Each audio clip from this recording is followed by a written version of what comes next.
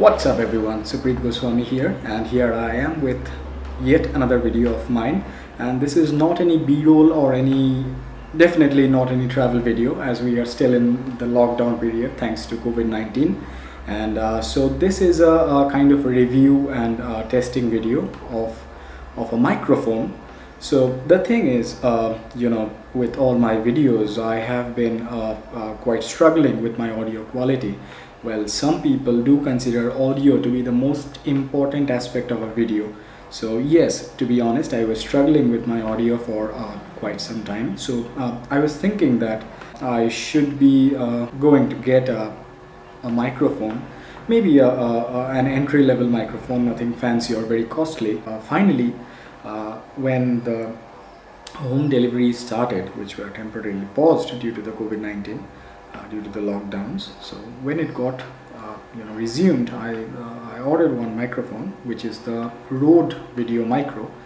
Okay, so this one is the decent microphone, I believe, and it has got some good reviews. I thought to make this as a review video, maybe some kind of testing with it. As you could guess, okay, by listening to this video, I am currently shooting this video on my Rode Video Micro. So yes, the audio should sound a bit more clear, a bit more louder. So let's go with the unboxing first. I got this package from Amazon, so let's cut and see what's inside. This is the box of the Video Micro. This is an Australian made compact no battery microphone. I got this for 5,099 rupees. This is the package. We have an included dead cat or windshield with it, which comes free. It should be able to cancel some noise. So let's see how the microphone looks like. Here is the microphone. We have also a suspension shock mount included with it, which helps to attach to the camera. We also have the patch cable which goes to the camera, and some booklets and silica gel, etc. That's it.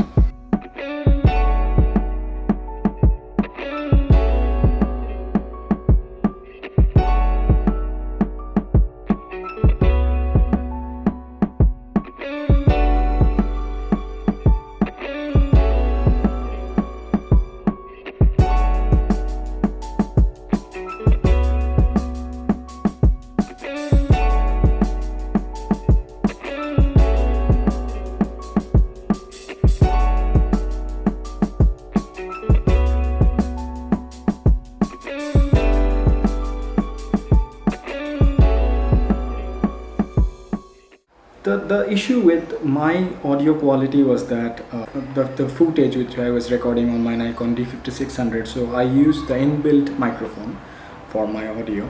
So the thing is, when I used to review my footage on the camera speakers, what they did was they kind of normalized all the footage. So even if the volume, suppose the volume or the levels of my audio were a bit less, okay, so what the camera speaker did was normalized everything, and on the camera it sounded like the levels, the audio levels, the volume of the audio were perfect, right? So yeah, I thought that okay, I have shot my footage well enough, so let's go for the post editing. So that's when I used to get the shock, right? So when I used to transfer the dump onto my laptop and then hear the actual stuff on my laptop, then I could realize what kind of levels I had captured using my inbuilt camera microphone. So the levels usually used to be very low, and the thing is, fine, we use some video editing softwares. For my case, I use the Vegas Pro. So yes, we have some enhancement utilities or tools on those video editing softwares. Like on Vegas Pro, we have the volume enhancement, low pass filters, high pass filters, all things like that. But the problem is, when you try to enhance the video, which the footage which has a very low quality, very low levels of sound, when you try to enhance it by amplifying it or whatever, the amount of noise that it generates is really irritating, and it really degrades the total product which you are creating. So we shall go with some testing. We would try to see what the audio quality is with and without using the external microphone. I'm recording this from a distance and I'm using the Rode Video Micro for this one, and so this is to check how the audio levels are from a distance, how the microphone can capture audio from a bit distant. And this is without using the Rode Video Micro, so you can understand how the quality is using the inbuilt microphone from the camera. And this one is from quite near to the camera. This is how I set up my camera while recording anything, and this is with the Rode Video Micro, and this one is without the Rode Micro. So you can see how the levels differ with and without the microphone.